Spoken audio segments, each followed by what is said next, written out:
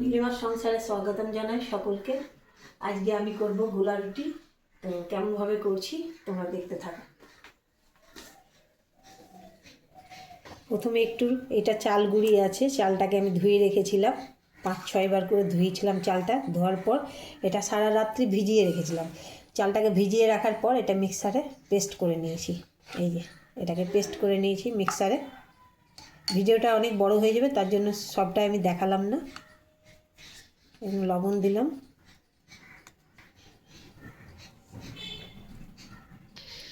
এবার একটু আদা গুঁড়ো দিয়ে দিলাম। আদা পেস্ট দেওয়া যায়, কিন্তু আমার কাছে আদা গুঁড়ো ছিল, যেন আদা গুঁড়ো দিয়ে দিলাম। দিয়ে দেব এর মধ্যে কালো জিরে, অল্প সামান্য ঝাল লঙ্কা গুঁড়ো, এর মধ্যে দিয়ে দেব 2 চামচ চিনি, এর মধ্যে দিয়ে দেব একটু আটা,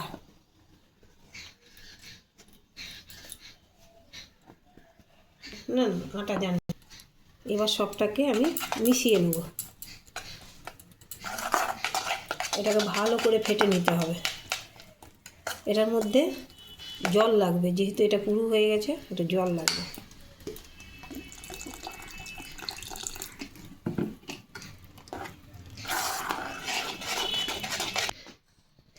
প্রথমে এটা করার আগে, এই পিঠেটা করার আগে এরকম সব জোগাড় করে নিতে হবে। যেমন আমি বাটিতে সাদা তেল নিয়ে নিয়েছি, একটা হাতা নিয়েছি, যে হাতাটা দিয়ে আমি এটা দেব, আর একটা এই জিনিসটা নিয়েছি, এটা দিয়ে আমি এইভাবে টানবো, টানতে সুবিধা হবে। আমার কাছে বেগুনের ডান্টি নেই, বেগুনের ডান্টি থাকলে ভালো হতো, সেই জন্য সাদা একটা ন্যাকড়া নিয়ে নিয়েছি, ধুয়ে ভালো করে জলটা নিংড়ে এখানে রেডি করে রেখেছি।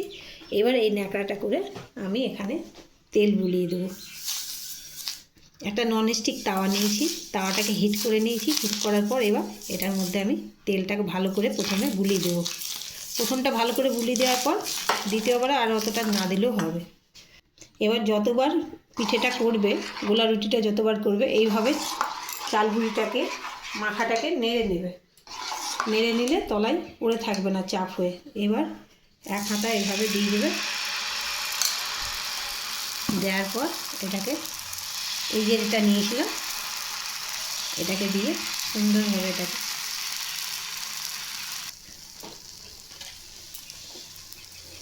এটা এইভাবে করে দিলাম। তোমরা হয়তো ভাববে যে এই জিনিসটা কি, এই জিনিসটা ওই যে জামাতে কলাটের মধ্যে, নতুন জামার কলাটের মধ্যে ভরা থাকে, সেগুলোকে আমি কেটে কেটে রেখে দিই এই পিঠেগুলো করার জন্য, খুব ভালো লাগে।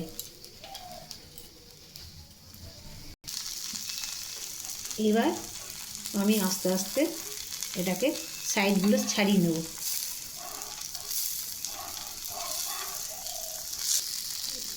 এবার এটাকে উল্টিয়ে দিলাম। এই পিঠটা একটু হবে, তারপর আমি নামিয়ে দেবো। এটা হয়ে গেছে, এবার আমি এটাকে উঠিয়ে এখানে রেখে দিলাম।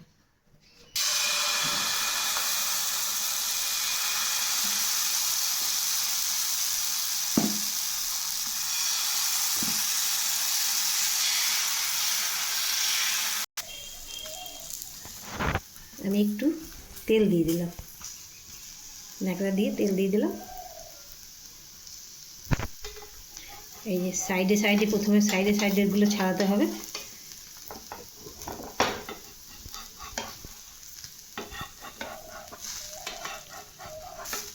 যদি দেখো যে সাইডটা ছেড়ে যাচ্ছে, তখনই এটা উল্টাবে। যদি দেখো যে ছাড়ছে না, তার মানে কাঁচা আছে, তখন উল্টাবে না। আবার কিছুক্ষণ রেখে তারপরে, এই যেমন সাইডটা ছেড়ে গেল, এটা উল্টিয়ে দিলাম। এই যে কত সুন্দর হয়ে গেল। এই পিঠটা আবার কিছুক্ষণ হবে, তারপর আমি উঠিয়ে দেবো। এইভাবে আমি সবকটাই করে নেব।